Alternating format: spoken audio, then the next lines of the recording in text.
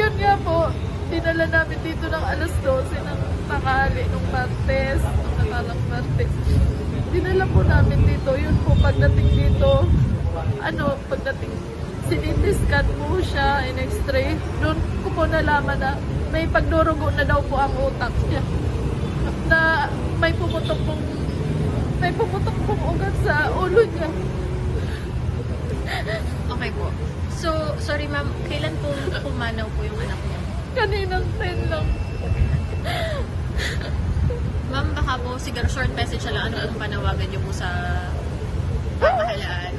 Ang pinakapanawagan ko po kay Vice President, mabigyan po ng katarungan ng pagkamatay ng anak niya. Hustisya po. Hustisya talaga. Napakasakit po sa aming mga magulang na bigla na lang papanaw ang anak namin sa ganitong kadahilanan. Hustisya po ang